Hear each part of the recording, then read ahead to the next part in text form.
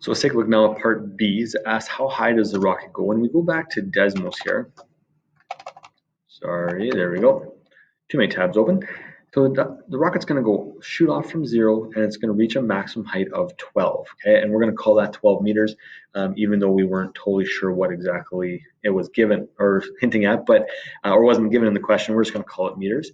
So it reaches a height of, or a maximum height of 12 meters. So what we're going to do here is for B, we can say that let me do that here. The rocket reached a height of, and let's spell that correctly, of 12 meters. Done.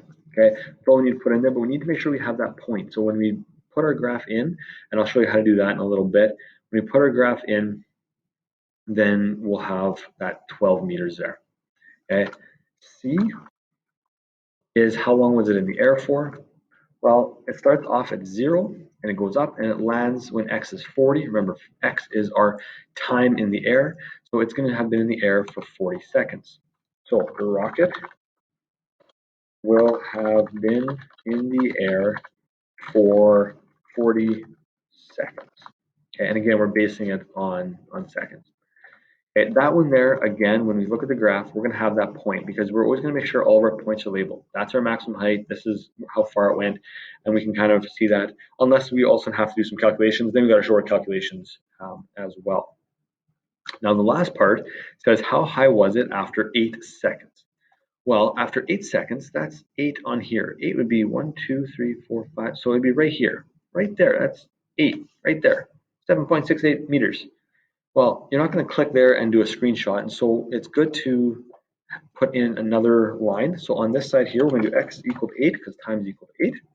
And I'm going to change that color to orange, and I'm going to change it to a dashed line as well.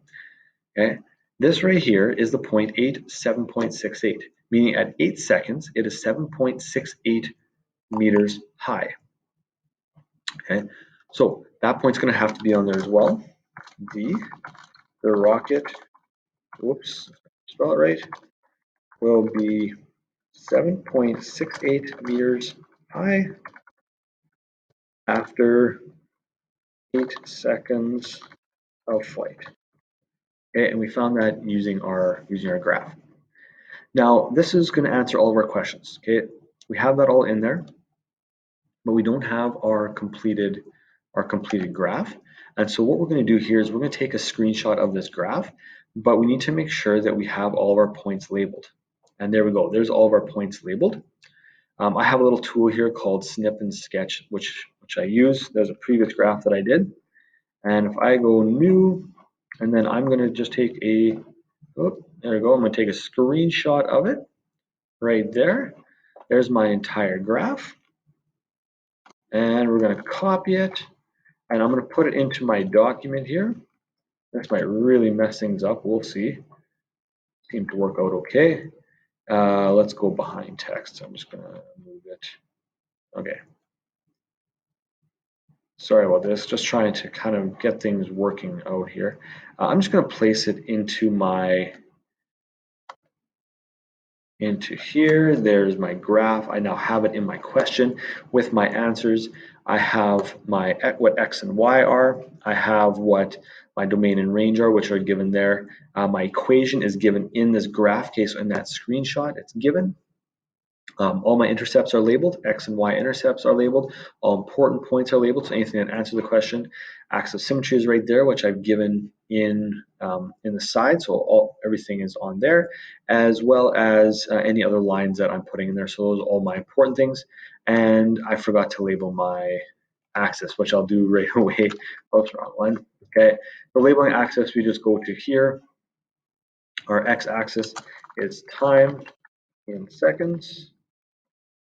And our y-axis is height in meters.